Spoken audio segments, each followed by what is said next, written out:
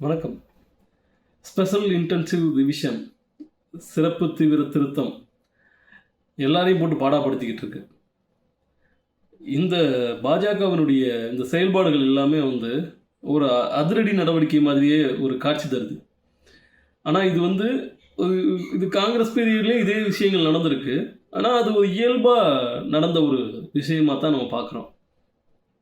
டிமானிட்டைசேஷனுடைய அதே சூழ்நிலையை இப்போ நமக்கு கிரியேட் பண்ணுறதுக்காக முயற்சிகள் தான் இது. டிமானிட்டைசேஷனில் என்னெல்லாம் பண்ணாங்களோ அதே தான் இப்போயும் நடக்குது. பண மதிப்பிழப்புங்கிறது காங்கிரஸ் பீரியட்லேயும் நடந்திருக்கு.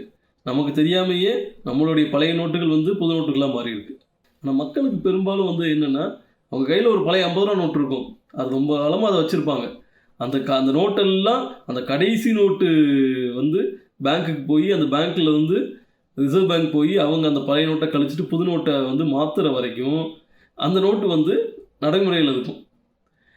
அதே முறை தான் எல்லா நோட்டுகளுக்கும் அப்படி தான் நடந்துகிட்டு இருந்தது. பழைய 10 ரூபா நோட்டிலேருந்து 100 ரூபா நோட்டிலேருந்து 500 ரூபா நோட்டிலேருந்து எல்லாத்துக்குமே அந்த குறிப்பிட்ட கால இடைவெளிக்கு அப்புறமா புதிய கவர்னர் வரும்போது அந்த பழைய நோட்டுகளை மாற்றி புது நாட்டுகளை போடுவாங்க. எந்த ஒரு பிரச்சனையும் இல்லாமல் இருந்தது. ஆனால் அதுக்கு அதில் நாங்கள் ஒரு விஷயத்தை கண்டுபிடிக்க போகிறோம் அப்படின்னு சொல்லி ஒரு பயமுறுத்தல் மூலமாக நாங்கள் இது மூலமாக ஊழலை ஒழிக்க போகிறோம், கருப்பு பணத்தை ஒழிக்க போகிறோம்னு ஒரு கதை விட்டு ஒரு விஷயம் பண்ணாங்க இல்லையா? அப்படியான ஒரு விஷயத்தை தான் இங்கே எஸ்ஐஆர்லேயும் பண்ணுறாங்க. ஸோ எஸ்ஐஆருங்கிறதுமே காலங்காலமாக நடந்துக்கிட்டு இருக்கிறது தான். பழைய நம்ம வீட்டில் அப்பாவோ தாத்தாவோ இருந்திருப்பாங்க. அவங்க ஓட்டு அவங்க இறந்த பின்னாடி அவங்களோட ஓட்டை நீக்கம் பண்ணுறது, புதுசாக வரக்கூடிய வாக்காளர்களை சேர்க்கறது. நம்ம வீட்டில் 18 வயசுக்கு மேலே காலேஜ் போயிட்டு ஒரு பையன் நிற்பான், அவனுக்கு ஒரு ஓட்டை சேர்க்கறது. இது எல்லாமே காலங்காலமாக நடக்கிறது.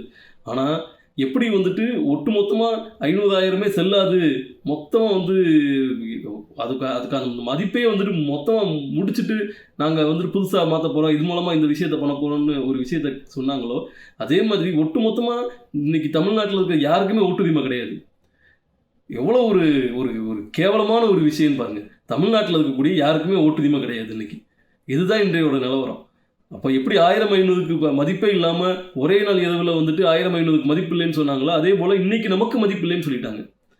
இது இயல்பாக நடக்க வேண்டிய ஒரு எஸ்ஐஆர் மேலே ஏன் இவ்வளவு ஒரு வன்மமும் ஒரு கோபமும், ஏன் இவ்வளோ ஒரு மக்கள் மேலே ஏன் இவ்வளோ மக்கள் மேலே ஒரு வன்மத்தை திணிக்கிறாங்க இந்த பாஜக அப்படிங்கிறதெல்லாம் நம்ம பார்க்கணும்.